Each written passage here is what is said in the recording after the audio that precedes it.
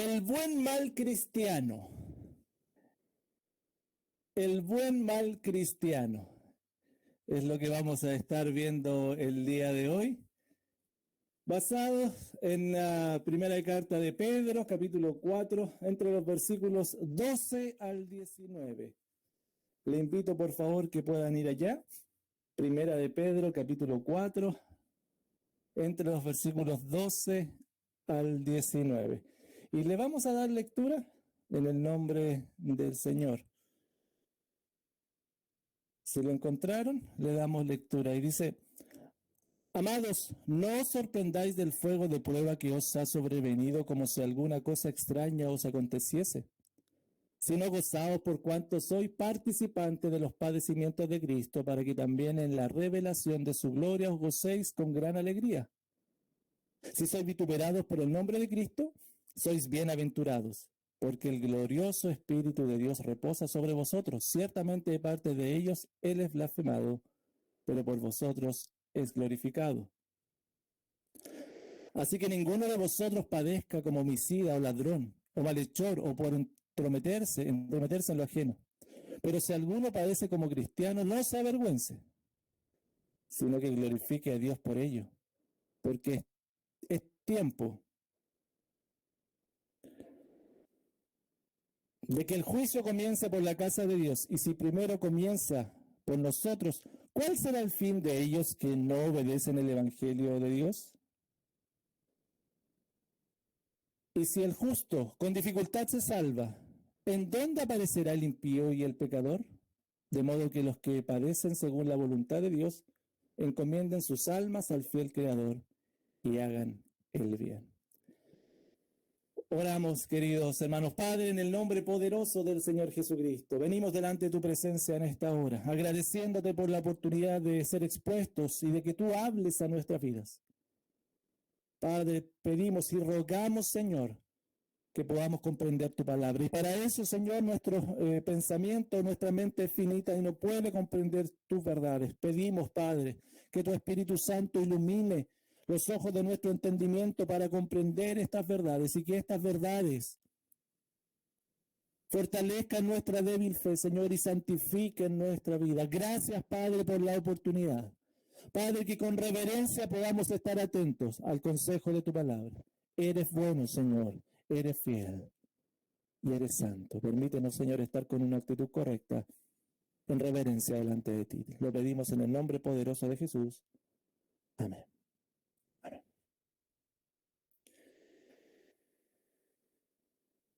El buen mal cristiano es lo que tenemos para el día de hoy. Y quizá a usted le llama un poquito la atención el título, el buen mal cristiano. ¿Qué quiere decir esto? Hermanos, parecerse a Cristo es el objetivo de la vida del creyente. No hay otro objetivo más grande que es glorificar a Dios a través de ser hechos a la imagen de Jesucristo.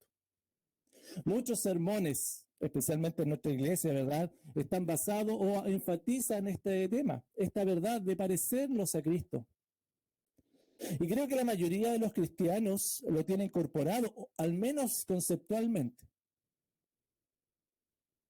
Sin embargo, te pregunto, ¿qué implica realmente parecerse a Cristo? Andar como Él anduvo, alguno dirá. Sí. Y si es andar como Él anduvo, generalmente hermosas escenas de amor al prójimo y de santidad de vida de Cristo se nos vienen a la mente, ¿no? Cuando pensamos cómo Cristo anduvo. Porque si hay algo que podemos reconocer en Cristo, no solamente los cristianos, sino que en general, era su intenso amor. Y nosotros además reconocemos su santidad en toda su manera de vivir. Ahora bien, hermanos, andar como Él anduvo, ¿es eso todo lo que esto significa? ¿Amor y santidad? Porque, hermanos, ¿cómo se explica que una persona buena, llena de amor, haciendo milagros, haya sido crucificado? ¿Cómo explicamos eso? Y no solamente Jesucristo, porque al ver las Escrituras contemplamos que aquellos que siguieron a Jesús fueron identificados como cristianos, era porque se parecían a Cristo y en realidad no vivieron algo muy distinto. En el libro de los Hechos, un par de ejemplos solamente. Tenemos en Hechos 7:59 y 60 el ejemplo de Esteban, diácono de la iglesia, un servidor que estaba allí atento para ayudar a las personas, servir las mesas. Y mira cómo murió. Y apedreaban a Esteban. Mientras él invocaba y decía, Señor Jesús, recibe mi espíritu, puesto de rodillas, clamó a gran voz, Señor, no le tomes en cuenta este pecado a los que lo estaban apedreando. Y habiendo dicho esto, durmió. Una persona que irradiaba amor hacia el otro, mira cómo muere. O Santiago, un enseñador dentro de la iglesia, ¿verdad? Por ahí por el año 44, lo vemos en Hechos 12:1. En aquel mismo tiempo el rey Herodes echó mano a algunos de la iglesia para maltratarles y mató a espada a Jacobo, hermano de Juan, Santiago. Y estos son los que nos aparecen en el texto bíblico, pero la tradición de la historia de la iglesia nos dice que, por ejemplo, Pedro, enseñador, por supuesto, el que estamos estudiando ahora, murió crucificado al revés, que Pablo murió decapitado y que Juan, el apóstol Juan, murió ya anciano luego de haber recibido sentencias, castigos múltiples. Tanto se parecían a Cristo estos que la sociedad comenzó a no tolerarles, a perseguirlos y a tratarlos como a Cristo le trataron. Hermanos, porque para los cristianos parecerse a Jesús, andar como Él anduvo, es en el amplio sentido de lo que esta palabra significa. Y para andar como Él anduvo, debemos ser un buen cristiano para Dios, pero inmediatamente pasamos a ser malos cristianos para la sociedad.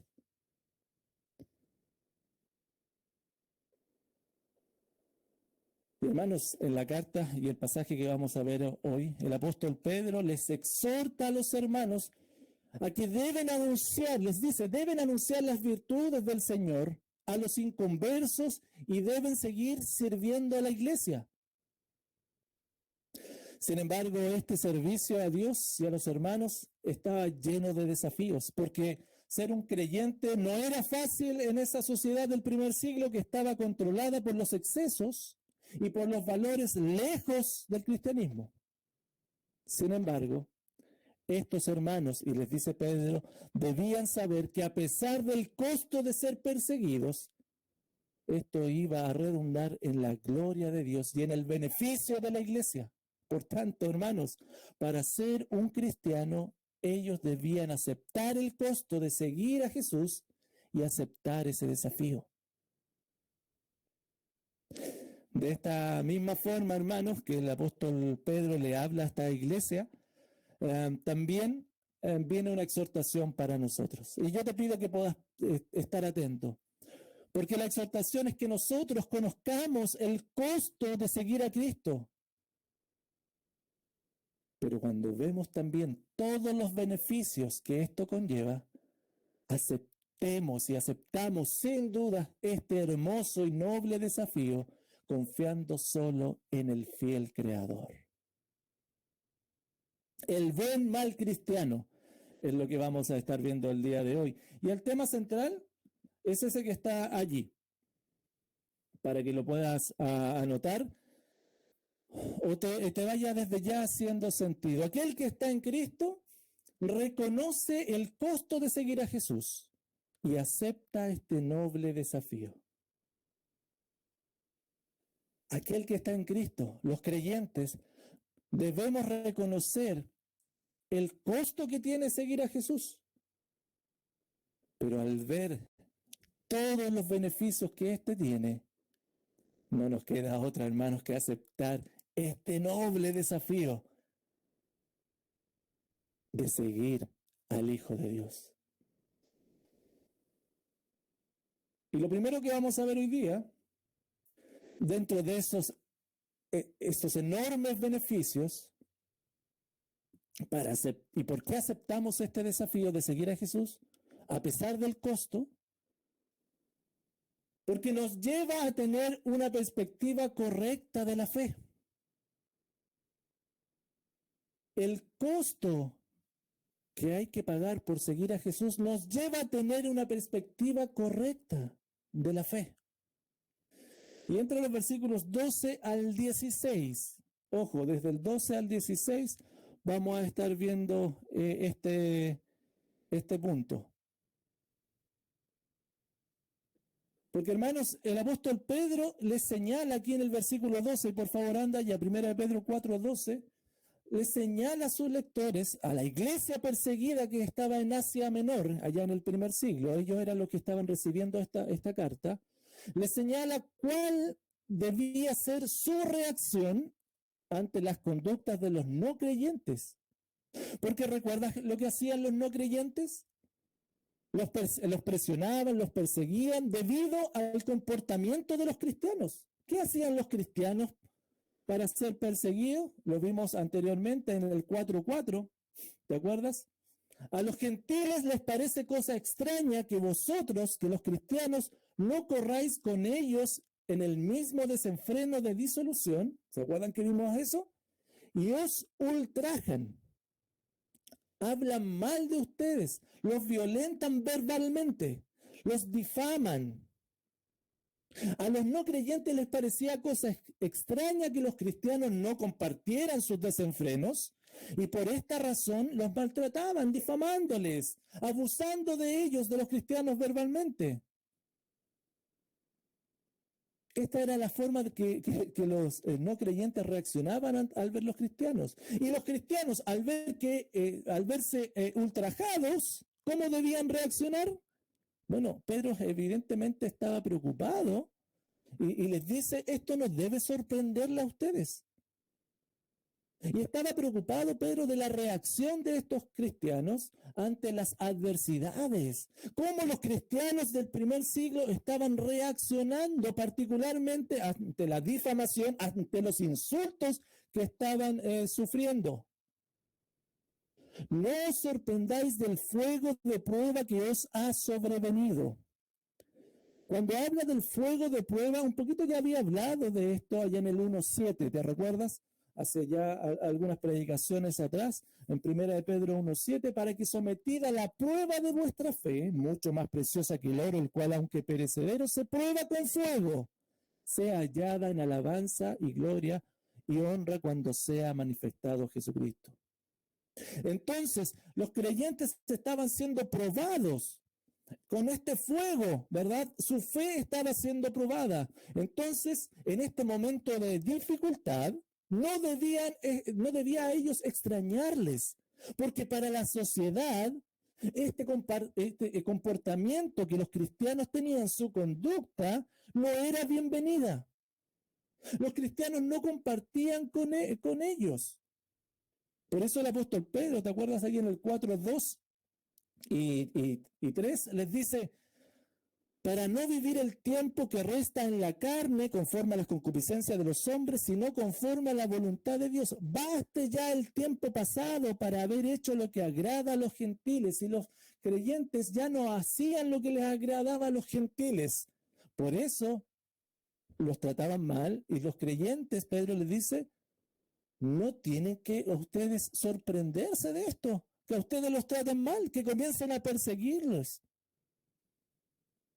Porque, hermanos, los cristianos no agradaban a las personas de la sociedad del primer siglo. Y eso no debiera extrañarles. Dicho de otra forma, los cristianos, ¿sabes qué? Debían esperar este trato injusto. Ellos debían esperar esta aflicción. Y ¿sabes qué? A mí me llama la atención porque de alguna forma Pedro estaba echando abajo este paradigma del bienestar continuo de las personas, en donde el sufrimiento y el malestar eran considerados como estados anormales, como que en realidad no puedo estar mal, no debiera estar mal. Y ese es un pensamiento general en el ser humano. Y eso lamentablemente se puede trasladar a los creyentes pensando que nuestro estado normal es el bienestar. Y Pedro les dice esto y les dice, oye, olvídense de esto. No hay que estar evitando el sufrimiento a toda costa. Y Pedro parece tener claro que cuando Dios creó todo, lo hizo bueno, por supuesto, en gran manera, pero el pecado y su entrada a la humanidad corrompió absolutamente todo. Por lo tanto, los sufrimientos son inevitables. Son inevitables. De todos modos, hermanos, hay esperanza, por supuesto. Hay esperanza en el Señor. Mira Apocalipsis 21:4. Y dice, enjugará Dios toda lágrima de los ojos de ellos, y ya no habrá más llanto, ni clamor, ni dolor, porque las primeras cosas pasaron. Allá no habrá más sufrimiento, pero en el presente, Pedro les enseña a los hermanos que los sufrimientos por causa de Cristo son parte de la vida del creyente. Las aflicciones por causa de Cristo son esperables e inevitables. Por lo tanto, antes de estar pensando en evitarlos, porque van a venir, es mejor aprender a lidiar con ellos antes que evitarlos. Versículo 13.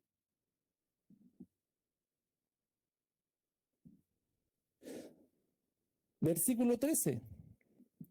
Si no gozaos por cuanto sois participantes de los padecimientos de Cristo, para que también en la revelación de su gloria os gocéis con gran alegría. Bueno, por supuesto. Y contrario al sufrimiento es el gozo, ¿verdad? Son antónimos, se yuxtaponen. Sufrimiento y el gozo. El apóstol Pedro entrega herramientas suficientes ahora a los hermanos para poder lidiar con el dolor y el sufrimiento por Cristo. Y lo primero que les dice, mira el versículo 13. Él les enseña que el sufrimiento por Cristo se enfrenta con gozo. ¿Por qué? ¿Cómo alguien va a tener gozo en el sufrimiento? ¿Por qué les dice? Mira lo que les dice Pedro aquí en el versículo 13. Porque por el hecho, y deben tener gozo, por el hecho de ser participantes de los padecimientos de Cristo.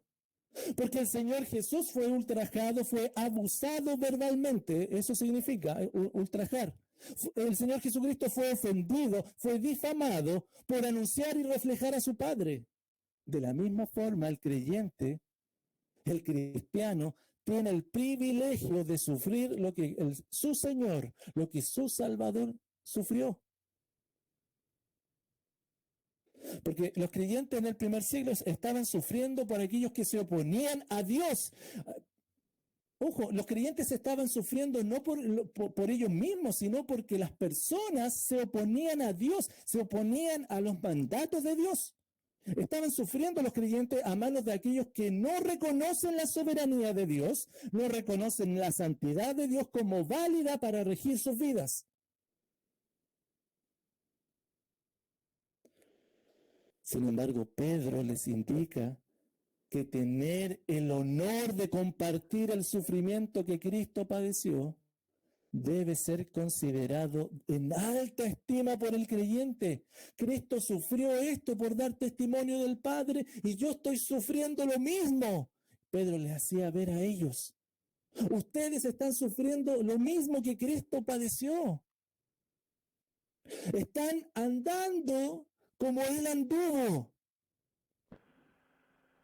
No únicamente amando a los demás o viviendo sin pecado, sino participando de las aflicciones, producto de dar testimonio de Dios a la humanidad.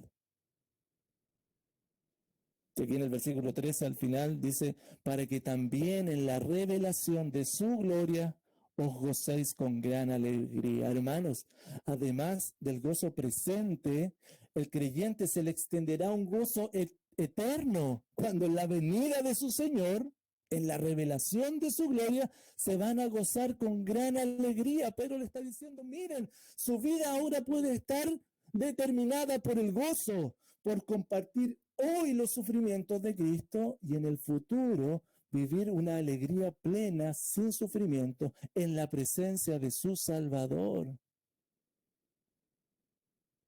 Hermano, la vida del cristiano entonces es de gozo por el honor y la alegría que el creyente tiene producto de su unión por Cristo. Y con esa unión por Cristo él puede compartir cada momento que Cristo vivió y cada momento futuro con Cristo también lo va a vivir. Ahora bien, hermanos, solamente para que nos quede claro, no se trata de un masoquismo de gozar el sufrimiento, por favor, para que nos quede claro. Tampoco que la voluntad de Dios es que el creyente sufra constantemente.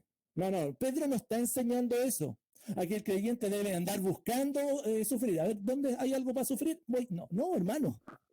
No, ese no es el estilo de vida del creyente. Lo que Pedro enseña es que si por causa de dar testimonio del Señor la oposición aparece, entonces deben gozarse porque están haciendo bien las cosas.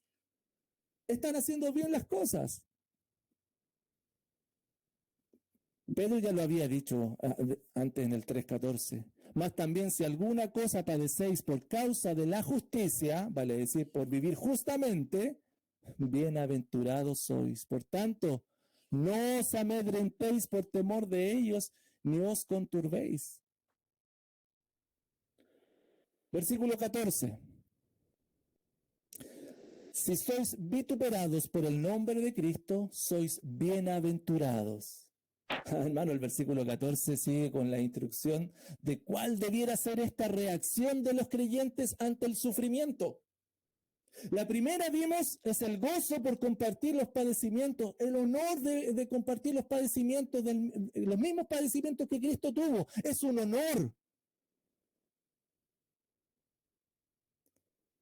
El ser perseguidos y encontrar tanta oposición a su fe. El versículo 14 dice, además los hace bienaventurados, dichosos y felices. ¿Por qué?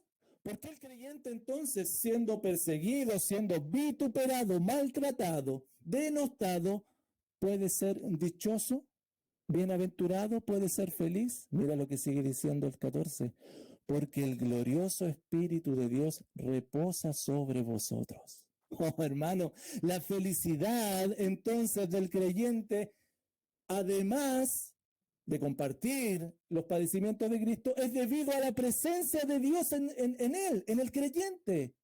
El Espíritu Santo que mora en el creyente, el que le capacita para optar a obedecer a Dios antes que permanecer en el pecado, solamente es por el poder del Espíritu Santo, querido hermano, que el creyente resuelve y se fortalece para vivir lejos de los compromisos del mundo. Entonces Pedro le está diciendo, si ustedes los vituperan, si ustedes los están tratando mal, ustedes son bienaventurados, dense cuenta porque quiere decir que el Espíritu Santo está en ustedes. Cumpliendo así, hermano, lo que el Señor Jesucristo había dicho anteriormente allá en Mateo 5:11. Bienaventurados sois cuando por mi causa os vituperen y os persigan y digan toda clase de mal contra vosotros mintiendo. Gócense, alégrense, porque vuestro galardón es grande en los cielos. Hermanos, qué hermosa certeza que cada creyente posee entonces, que Dios no le ha abandonado al cristiano que sufre por causa de Cristo. Por el contrario, Dios está poderosamente presente en la experiencia del que sufre por Cristo. Hermano, la presencia del Espíritu Santo en el creyente, en medio de la tribulación, en medio del conflicto por Cristo, está relacionado con el consuelo, con la fortaleza que puede encontrar el creyente en el Espíritu Santo. Eso es claro en las Escrituras, en el Nuevo Testamento. Pero Pedro es claro. Reflejar a Cristo es posible porque el creyente comparte primero sus padecimientos y también porque comparte el Espíritu de Cristo. El creyente, al ser vituperado, y por el hecho de ser vituperado, es una evidencia que además está compartiendo el Espíritu de Cristo. Por lo tanto, eso lo hace un dichoso, un bienaventurado, porque es el Espíritu el que le fortalece además, el que le consuela y le transforma. El apóstol Pablo lo dice de la siguiente forma en 2 Corintios 3:18. Por tanto, nosotros todos mirando a cara descubierta como en un espejo la gloria del Señor, somos transformados de gloria en la misma imagen como por el Espíritu del Señor. Por tanto, hermano, la reacción debe ser felicidad, dicha al saber que sus promesas se cumplen.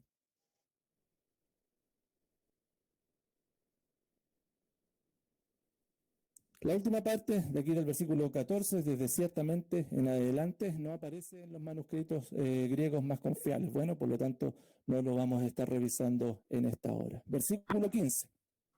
Versículo 15.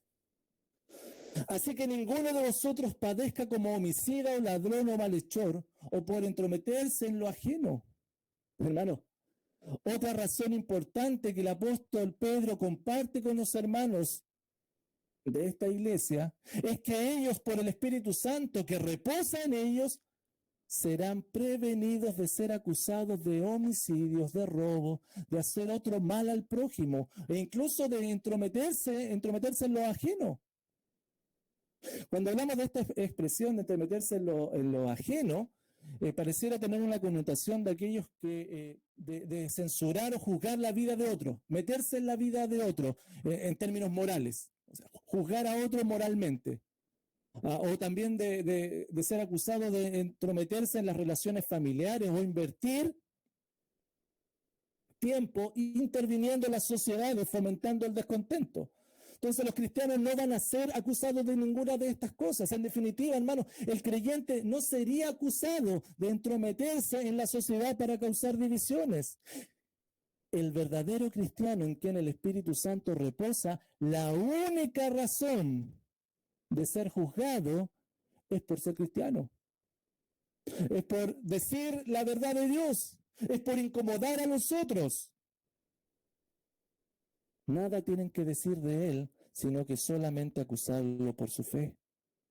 Y el versículo 16 lo complementa, dice, pero si alguno padece como cristiano, no se avergüence, sino que glorifique a Dios por ello. Hermanos, escúchame, los insultos, las calumnias de los no creyentes tenían probablemente la intención de avergonzar a los cristianos. Y para que de esa forma los cristianos se marginaran de la sociedad, porque los cristianos, según los no creyentes, creían algo distinto, contrario o poco grato a su modo de vivir con excesos. Entonces, como los cristianos los denunciaban o no participaban con ellos, los insultaban. Y hermanos, ser avergonzado en una cultura en que se dividía entre el honor y la vergüenza, era todo un tema para los cristianos. Sin embargo, Pedro les enseña que el avergonzarse o no dependerá de la forma que ellos vean lo que están haciendo. Porque a pesar de ser denostados por la sociedad, con su actuar estaban siendo identificados como seguidores de Cristo. Por tanto, no debían avergonzarse, sino glorificar a Dios porque se estaban pareciendo a Jesús. Ellos estaban siendo acusados por ser cristianos, por parecerse a Jesús. Hermanos, sufrir como cristiano es sufrir por dar testimonio del Señor, aun cuando no sea tolerado por los que le rodean. Esta es la única forma, hermanos, de ser coherente con el título de cristiano recibido por la sociedad, porque recuerda, escúchame esto, los cristianos, y lo vemos allí en el Nuevo Testamento, los cristianos son llamados así, cristianos, no por ellos mismos. No vemos en la Escritura a alguien que se autodenomine cristiano, sino que es la sociedad que identifica en ellos a estos pequeños Cristos, a los que son como Cristo. La sociedad los identifica y la sociedad los llama cristianos. Obviamente, como a Cristo lo persiguieron, también a ellos los iban a perseguir por ser cristianos. Entonces, la fe en Cristo no tiene nada de vergonzoso, aun cuando la sociedad lo diga. Aun cuando todos digan que es una vergüenza ser cristiano, la verdad que ser seguidor de Cristo no tiene nada vergonzoso. E insisto en esto, es un honor, es un gozo y es un privilegio participar de los sufrimientos de Cristo, participar de la gloria de Cristo, compartir el mismo espíritu de Cristo y ser además identificado como cristiano. Nada de vergüenza. Y Pedro les termina diciendo ahí en el versículo 16, sino glorifiquen a Dios por ello. Glorifiquen a Dios por ello. Eso quiere decir que están siendo transformados a la imagen de Cristo. Oh, hermanos, la oposición a nuestra fe es totalmente predecible. ¿Sabes por qué se oponen a nuestra fe, a tu fe? Porque los estándares de Dios no son bienvenidos a la sociedad. Y es lógico.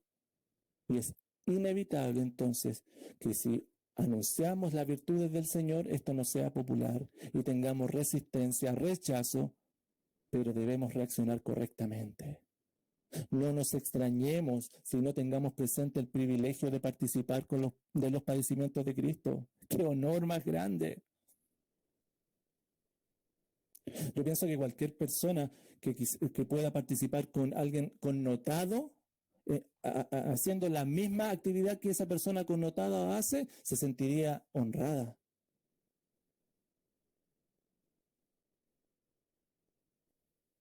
A los que les gusta el deporte, si tuvieran que hacer deporte con una figura connotada al lado y que los invitara a hacer el deporte junto con ellos, o alguien que ustedes admiren que canta y que esa persona, ese artista los invitara a cantar con ustedes, ustedes dirían, wow, qué honor, qué privilegio. Cristo te está invitando y está compartiendo sus padecimientos, su modo de glorificar al Padre contigo.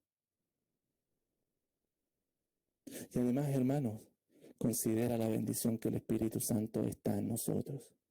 Y cuánto gozo debe esto darnos de que no hemos sido dejados por Dios. Cristo, el Espíritu de Cristo en nosotros, bienaventurados. Y si nos acusan de ser cristianos y si tratan de avergonzarte por ser cristiano, es porque estamos haciendo bien nuestra misión de ser testigos de Cristo. En definitiva, hermano, las aflicciones y acusaciones son por parecernos más a Cristo, que es el fin y el objetivo de nuestras vidas. Escúchame, ¿hay alguien entre los que compartes de los cercanos a ti que te diga, tú eres cristiano porque te pareces a Cristo? ¿O tú eres cristiano porque te autodenominas cristiano?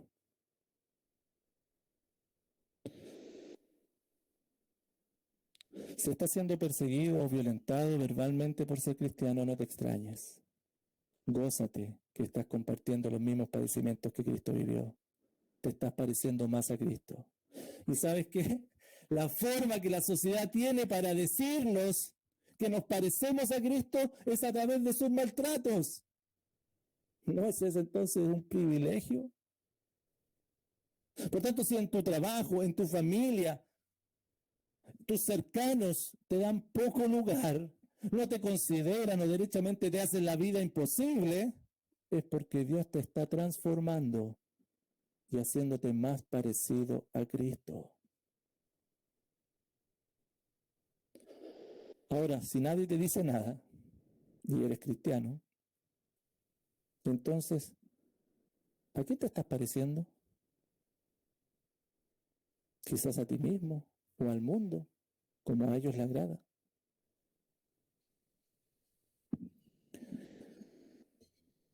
El Señor Jesucristo dijo estas palabras, Juan 15:20, acordaos de la palabra que yo os he dicho, el siervo no es mayor que su Señor.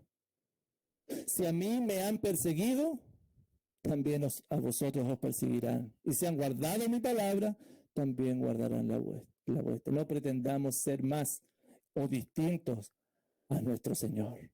Aquel que está en Cristo, hermano, reconoce el costo de seguir a Jesús y acepta este noble desafío. Primero, porque lo lleva a tener una perspectiva correcta de su fe. pero además, hermanos, en estos últimos versículos que nos quedan, porque es necesario para la iglesia. Porque el tiempo, versículos 17 y 18, vamos a estar viendo este punto. Decía, porque el tiempo de que el juicio, porque es tiempo de que el juicio comience por la casa de Dios. Y si primero comienza por nosotros, ¿cuál será el fin de aquellos que no obedecen el Evangelio de Dios? Pedro da otra razón por qué el sufrimiento de los creyentes a manos de la sociedad, y cuando hablamos del sufrimiento de los creyentes es por dar testimonio de Cristo, ese es el punto. Bueno, no es un sufrimiento porque yo siento que estoy sufriendo, o no porque me miraron mal porque yo tengo mal carácter. No, aquí es el sufrimiento por dar testimonio de Cristo. Y Pedro dice que además este sufrimiento por dar testimonio de Cristo a la sociedad es además necesario. El juicio debe comenzar por la casa de Dios, vale decir, por la iglesia. El apóstol ya la había llamado así a la iglesia, ¿se acuerdan allá en el 1:2:5? Vosotros también, como piedras vivas, sed edificados como casa espiritual y sacerdocio santo para ofrecer sacrificios espirituales aceptables a Dios por medio de Jesucristo. Se había referido ya a la iglesia de este modo. Y el juicio comienza por la casa de Dios. ¿En qué sentido? Que la persecución contra los cristianos lleva a reconocer realmente quiénes son creyentes y quiénes no. Por eso es necesario para la iglesia. El juicio comienza por la iglesia para depurarla, para limpiarla, pero también como un anticipo de lo que en los tiempos finales será para aquellos que no obedecen el Evangelio. Y Pedro, hermano, si te das cuenta, es enfático en esto. Primero comienza por nos, y dice, y si primero comienza por nosotros, los cristianos, incluyéndose él, ¿cuál será el fin de aquellos que no obedecen al Evangelio de Dios? Escúchame, el Evangelio son aquellas buenas noticias de que podemos adorar a Dios. Sí, a pesar de las demandas de un Dios santo para ser adorado. Dios demanda y tiene estándares altos porque Dios es santo. Y a pesar de eso, y a pesar de nuestra imposibilidad para adorarle, por ser pecadores, Dios mismo creó, como creador, suplió nuestras carencias y las ha ajustado a sus demandas con el sacrificio de Cristo, pagando nuestras deudas al momento que nosotros pusimos nuestra confianza en Él. Y sabes que creyendo en Él, hoy podemos obedecer al Evangelio, viviendo para aquello que fuimos salvos, para adorar a Dios, servirle en reverencia. Y hermanos, hay dos posibilidades para relacionarse con Dios a través del Evangelio: rechazarlo u obedecerlo. Desobedecerlo u obedecerlo. Porque escúchame, yo sé que la mayoría de nosotros muchas veces hemos escuchado que el Evangelio hay que recibirlo, ¿verdad? Y sí, y recibirlo tiene la connotación de abrazar el mensaje como la verdad para mi vida. Pero yo recibo el Evangelio para obedecerlo. El Evangelio se obedece, no solo para recibirlo. Si te das cuenta, Pedro es claro y es intenso en su mensaje. Aquellos que pertenecen a Dios, a su casa, a su templo santo, que es la iglesia, responden, lógicamente, con fidelidad a pesar de los que les rodean. Y aquellos que no responden en fidelidad es porque se niegan a glorificar a Dios. Y aquellos no son de Él. Aunque piensen ellos que el negar a Dios en la tierra alivia sus aflicciones por las presiones diarias de la sociedad, ellos van a ver que su desobediencia, sus aflicciones serán mucho más arduas en el juicio final al no haber obedecido al Evangelio. Versículo 18. Si el justo con dificultad se salva, ¿en dónde aparecerá el impío y el pecador? Como ya nos es costumbre, el apóstol Pedro cita el Proverbios 11:31. Es parecido bajo otra mirada, pero está diciendo lo mismo. Ciertamente el justo será recompensado en la tierra, cuanto más el impío y el pecador. Mira el versículo 18, al principio, como lo cita Pedro, dice, si el justo con dificultad se salva. ¿Qué es esto que el justo con dificultad se salva? El punto, hermano, aquí no es la escasez de salvación, bueno, sino las dificultades que los creyentes encuentran por la oposición de aquellos que no comparten su fe y que se le oponen. Pero si aquel que es salvo será recompensado por el Señor, siendo fortalecido aquí en la tierra para mantenerse firme a su Señor, porque el Espíritu Santo reposa en él y es recompensado por ser fiel, ¿cuánta más recompensa recibirá del Señor aquel que ha rechazado y ha perseguido el Evangelio? Por tanto, hermano, por supuesto, es mejor sufrir hoy considerando todos estos beneficios que el sufrimiento por Cristo tiene, que sufrir al final bajo el juicio y la ira de Dios. Hermanos, escúchame, la iglesia necesita ser sacudida y perseguida. Va a traer esto pureza para comprobar si realmente quienes son creyentes y quienes no son creyentes, quienes no pertenecen a la iglesia. Realmente entonces es una oportunidad. Pero por otro lado, esto nos recuerda la persecución, las aflicciones por ser cristiano, nos debe recordar que mayor será el sufrimiento que pasarán aquellos que no han obedecido al Evangelio y que nuestro sufrimiento, por lo tanto, es momentáneo, no es eterno. Los que han desobedecido al Evangelio tendrán un sufrimiento eterno. En esta pandemia, hermanos, hemos visto a algunos de nosotros que ya no están en medio congregándose con nosotros. ¿Te has dado cuenta? Gracias al Señor son pocos. Algunos no han soportado la situación mundial. Otros no han soportado tener que reunirnos virtualmente. Yo me preguntaba, ¿cuál sería la actitud entonces cuando comencemos a ser realmente perseguidos? Los momentos malos evidencian lo que hay en el corazón, quiénes somos, cuál es la convicción. Y hermanos, hoy en día la iglesia evangélica es denostada, ¿o no? En el mundo posmoderno, en donde las verdades son totalmente relativas y las verdades absolutas no existen, somos tratados de fanáticos, no existimos. Uno ve los pensamientos posmodernistas en donde todo todo alude a los sentimientos, no a la razón. En donde no hay verdades, como Cristo dijo, yo soy la verdad. No, la verdad la tiene cada cual. Por lo tanto, los creyentes, los cristianos, los evangélicos somos totalmente denostados. Y más encima, cuando aparecen estos personajes dentro de la iglesia que debido a su engaño, a su falta de temor, ¿los has visto? Cometen hechos vergonzosos. Y cada vez más los cristianos somos mirados en menos como un grupo de fanáticos, apartados, no somos considerados. Bichos raros, por decir menos, y los insultos no se dejan esperar. ¿Qué hacemos ante esto, hermanos? No olvides quién te ha llamado. Cristo Jesús, el que vive. Reconoce entonces a los que son tus hermanos.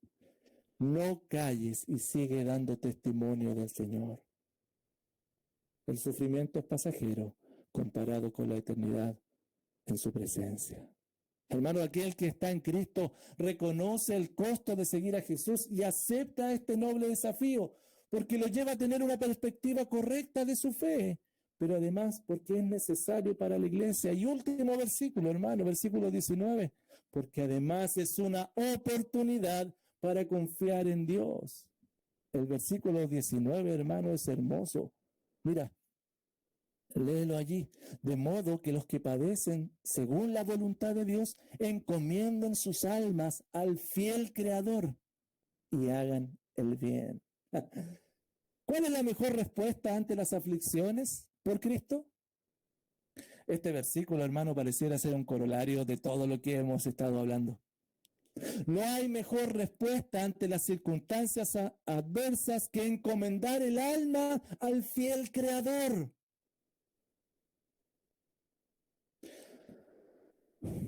Porque hablemos claro, hermanos. Es más bien fácil confiar en el Señor cuando las cosas en la vida van bien, ¿o no? Pero Pedro exhorta a que incluso los que están sufriendo por la voluntad de Dios confíen en Dios. Y si te das cuenta, lo que está haciendo Pedro acá está aludiendo y referenciando sus dichos con la actitud que Jesucristo tuvo. Allá en 1 de Pedro 2:21, mira lo que dice. ¿Te acuerdas que lo vimos esto?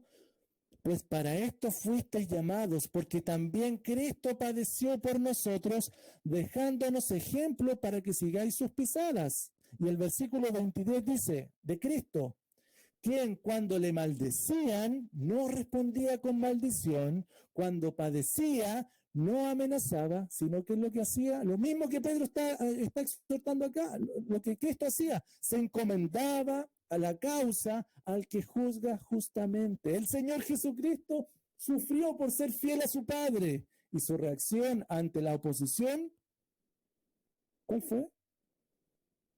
Encomendar la causa, confiar en su Padre. Y te das cuenta, hermano, que Pedro presenta dos razones firmes y fuertes para confiar en el Señor. Él le llama, confíen en el fiel Creador. Él es el Creador. ¿Qué quiere decir que sea Creador? Que es poderoso, que es sustentador de todo lo que existe. Y además le llama fiel, que no cambia lo que ha decretado. Entonces Pedro, mira lo que está haciendo, está llamando a los hermanos a confiar completamente en lo que Dios ha dispuesto y está haciendo. Ahora, te pregunto, ¿cómo ellos debían confiar? ¿Cómo se muestra la confianza en Dios? Al final del versículo, mira lo que les dice. Y hagan el bien. Hagan el bien. Ya hemos visto a lo largo de esta epístola que Dios es quien establece lo que es el bien, ¿no? Y hacer el bien está relacionado con anunciar las virtudes, vivir dignamente reflejando el carácter de Dios.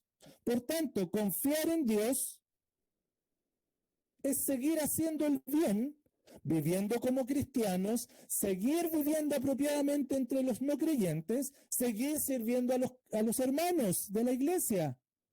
Esa ha sido la enseñanza de Pedro.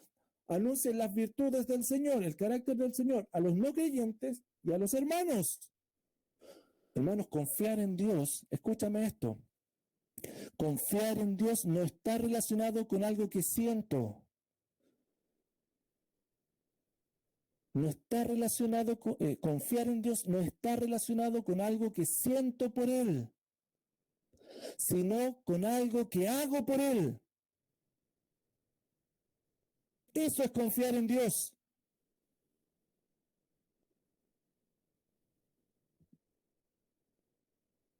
Porque no nos cuesta asumir que Dios sabe lo que está haciendo cuando todo va bien, ¿o no? Cuando las cosas van bien, nosotros asumimos que Dios sabe lo que está haciendo. Pero en los tiempos difíciles, allí nos aparecen preguntas y nos aparecen cuestionamientos acerca de Dios. Cuestionamos sus intenciones, cuestionamos su carácter. Estamos de acuerdo con Dios en el bienestar, pero cuando no van bien las cosas, casi que Él no sabe lo que está haciendo. Sutilmente nos ponemos en el trono de Dios y comenzamos a juzgar. ¿Cuánto cuesta confiar en Dios cuando estamos sufriendo? Y especialmente cuando sufrimos injustamente. Porque estamos viviendo obedientemente y aún así sufrimos, hermanos. Entonces hay una gran oportunidad para mirar la persecución en perspectiva correcta, con prudencia y recordar que si estamos sufriendo porque Dios así lo ha permitido y Él es sabio, entonces confiemos en que Dios, que es creador, sustentador de todo y que es fiel, está sosteniéndonos. Confiemos en Dios. ¿Qué podemos temer entonces si el Creador y fiel está sustentándonos? No nos distraigamos de nuestro principal objetivo, hacer el bien. Sigamos entonces dando testimonio a inconversos y sirviendo a los hermanos, a pesar de la hostilidad, a pesar de la persecución. No te rindas, hermano, hermana. Es tiempo de confort y seguir dando testimonio del Señor. No calles. Sigue anunciando a Cristo. Muestra, vive dignamente entre los creyentes, entre los no creyentes. Muestra, da testimonio de Él para que tu testimonio hable de Cristo. Haciendo todo con perfección, denunciando las injusticias, no participando en los excesos que el mundo participa, dando a conocer tus valores. No te rindas cuando en tu trabajo, por ejemplo, veas injusticia, en tu trabajo veas mentiras, veas excesos, denúncialos, no participes de ello y confía en el fiel Creador. Que no te canses de servir a los hermanos. Da testimonio. Da de tu esfuerzo por este grupo de débiles que necesitamos de ti. Sigue haciendo el bien y así muestra confianza en el Señor. A veces ponemos nuestra confianza en el Señor solo para que nos provea de un trabajo, de lo material, para que nos dé recursos. Él también es digno de que confíes en Él cuando tienes que hacer el bien, porque Él no te faltará, Él no te fallará.